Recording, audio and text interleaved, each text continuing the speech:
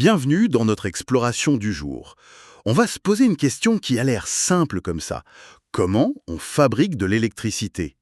Les documents qu'on a ici, ils nous montrent deux voies principales, deux mondes presque. C'est une très bonne façon de le présenter. D'un côté, on a la force, le mouvement, une approche très mécanique presque. Presque du 19e siècle, on pourrait dire. Voilà, qu'on maîtrise depuis très longtemps. Et de l'autre, on a quelque chose de beaucoup plus subtil, la lumière, qui nous fait entrer dans le monde quantique. Exactement. On va donc plonger dans ces deux mondes. On va commencer avec le côté force brute, l'alternateur, cette machine incroyable qu'on retrouve partout, de la centrale nucléaire à la dynamo de mon vieux vélo. C'est l'exemple parfait. Et ensuite, on basculera vers la finesse de la physique quantique, avec les cellules photovoltaïques. Notre mission, c'est de comprendre le comment, mais surtout le pourquoi. Qu'est-ce qui les rend si différentes? Allez, on attaque avec l'alternateur. Ça me rappelle des souvenirs, la dynamo. Ah oui. Ce petit boîtier qui venait frotter contre la roue, le bruit que ça faisait, et l'impression de devoir pédaler 2 fois plus fort juste pour avoir cette petite lueur jaune. Eh bien, votre souvenir contient déjà tout le principe, un effort mécanique pour produire de la lumière. Mes jambes étaient la centrale, en fait. C'est exactement ça. Le cœur de la technologie, on le voit bien dans les schémas, c'est l'induction électromagnétique. Et conceptuellement, c'est d'une simplicité bluffante. Ah oui. On prend un aimant, c'est le rotor, la partie qui tourne. On le fait tourner très près d'une bobine de fil de cuivre, le stator, la partie fixe, et c'est tout. Le mouvement de l'un près de l'autre crée un courant. Attendez, ça me paraît presque trop simple. Juste agiter un aimant près d'un fil et hop, de l'électricité. Qu'est-ce qui se passe pour que les électrons se mettent en mouvement comme ça? Vous mettez le doigt dessus. Il y a ce qu'on appelle le champ magnétique. Imaginez une sorte d'aura invisible autour de l'aimant. D'accord. Quand cette aura en mouvement balaie le fil de cuivre, eh bien elle bouscule les électrons à l'intérieur du fil. Elle les force à se déplacer tous ensemble. Et ce mouvement d'ensemble, C'est la définition même d'un courant électrique. On transforme une rotation en un flux. c'est fou. Et ce principe de mon petit vélo, on le retrouve à une échelle monumentale. Les schémas le montrent bien, hein. Centrale thermique, nucléaire, barrage hydraulique. Absolument. C'est toujours le même principe, mais avec un alternateur géant. La seule chose qui change finalement, c'est ce qui fait tourner la turbine au départ. Soit de la vapeur d'eau chauffée très fort, soit la force de l'eau qui tombe. Exactement. La source de l'énergie mécanique change, mais le convertisseur, lui, reste le même. Et ça nous amène à la question clé qu'abordent les documents. L'efficacité. Le fameux rendement. Oui, sur toute l'énergie qu'on met dedans pour faire tourner la machine, combien on en récupère vraiment en électricité? C'est la question. Parce qu'on sait qu'il y a toujours des pertes. Les documents parlent des frottements qui créent de la chaleur et de l'effet Joule. C'est le fait que le fil chauffe quand le courant passe. C'est ça, aucune conversion n'est parfaite. Mais là où ça devient vraiment intéressant, ce sont les chiffres. Hmm. L'un des documents analyse une éolienne. Il montre que les pales pour transformer l'énergie du vent en rotation ont un rendement d'environ 52%. Ce qui est déjà pas mal. C'est pas mal du tout. Mais si on regarde juste l'alternateur, la machine électrique, On pourrait s'attendre à quoi? 70, 80%? les données montrent un rendement de l'ordre de 95%. 95%? Oui, c'est une machine quasi parfaite. Elle transforme presque intégralement l'énergie mécanique qu'on lui donne en électricité. Mais c'est incroyable. Ça veut dire que la course à l'innovation, pour une éolienne par exemple, elle ne se joue plus sur la partie électrique. C'est une excellente synthèse. On cherche à faire un meilleur moulin, de meilleures pales, plus aérodynamiques. Mais la dynamo, elle, est déjà au top.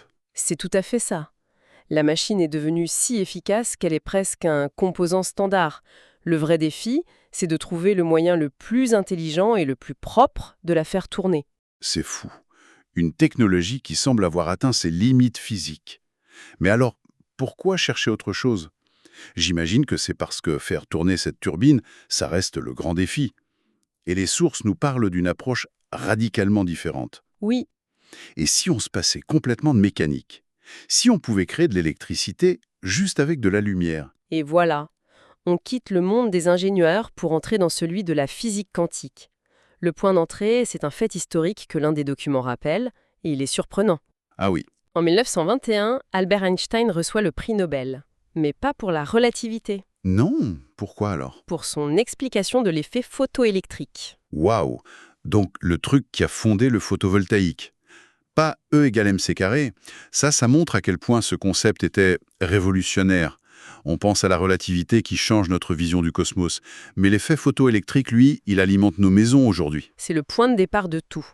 En 1905, Einstein a cette intuition que la lumière n'est pas une onde, mais qu'elle est composée de paquets d'énergie, des grains de lumière. Les photons. Exactement, les photons. Et quand un de ces photons frappe un atome, il lui cède son énergie.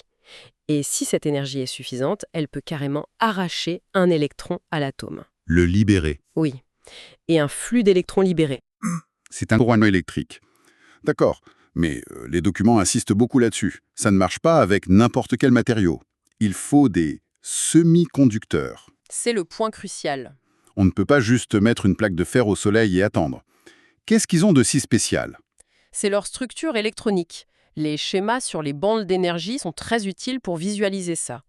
Imaginez les électrons dans un immeuble. D'accord. Dans un métal, un conducteur, les électrons peuvent se balader librement entre leur appartement, la bande de valence, et le couloir, la bande de conduction. Pas de porte, ça circule. Voilà, c'est pour ça que c'est conducteur. Dans un isolant, en revanche, il y a un fossé énorme entre l'appartement et le couloir. C'est la bande interdite. La porte est blindée. C'est ça. Il faudrait une énergie colossale pour faire passer un électron de l'autre côté. Donc, il ne bouge pas. Et le semi-conducteur, du coup, c'est l'entre-deux? C'est là que c'est magique. Dans un semi-conducteur, il y a bien un fossé, mais il n'est pas trop large. Dans le noir, le matériau est isolant. Mhm. Mais un photon de lumière solaire, c'est comme un ascenseur. Il arrive avec juste assez d'énergie pour prendre un électron et le déposer à l'étage du dessus, dans la bande de conduction. Et une fois là-haut, l'électron est libre. Il est libre de se déplacer. Et si des millions de photons font ça en même temps, on a des millions d'électrons qui se baladent. On a un courant. Le matériau est passé d'isolant à conducteur, juste avec la lumière. C'est incroyable. Et parmi tous ces matériaux, les documents sont clairs. La grande star, c'est le silicium. Pourquoi lui? Pour un ensemble de 3 raisons. La première, c'est son spectre d'absorption. On a un graphique qui superpose la lumière du soleil et ce que le silicium peut absorber. Et ça correspond bien, hein? C'est presque un mariage parfait. Surtout dans la lumière visible, là où le soleil est le plus puissant. On dirait qu'il est calibré pour capter l'énergie solaire. D'accord. Raison numéro 1, il est efficace. La deuxième, c'est son abondance, je crois. C'est son deuxième énorme atout. Un diagramme montre que c'est le deuxième élément le plus abondant de la croûte terrestre. On le trouve dans le sable, il y en a partout et il n'est pas cher. Efficace et abondant. Et la troisième raison, c'est son rendement. Mais là, les documents mentionnent que d'autres matériaux, comme l'arsenure de gallium, ont un rendement théorique meilleur. Oui, Alors pourquoi on mise tout sur le silicium? Est-ce qu'on ne se freine pas un peu en choisissant le cheval de trait plutôt qu'un cheval de course? c'est une excellente question et c'est au cœur de la recherche. Oui, l'arsenure de gallium est plus efficace, mais il est aussi beaucoup plus rare, plus cher, plus toxique. Ah, d'accord. Le silicium, c'est le compromis parfait. Il offre une très bonne efficacité, plus de 20% pour les panneaux commerciaux, pour un coût et une disponibilité qui permettent un déploiement massif. On préfère couvrir un champ entier avec un bon cheval de trait qu'un mètre carré avec un cheval de course hors de prix. C'est exactement ça. C'est très clair. Bon, on a notre cellule en silicium qui produit un courant. Mais là, les documents deviennent un peu plus techniques. Ils parlent de caractéristiques courant-tension et de points de fonctionnement. Ça veut dire qu'une cellule solaire, ce n'est pas une pile qui délivre une puissance constante. La puissance qu'elle donne dépend de ce à quoi on la branche. Pensez à un moteur de voiture. Il a un certain régime, un certain nombre de tours par minute, où il donne sa puissance maximale. D'accord, je vois.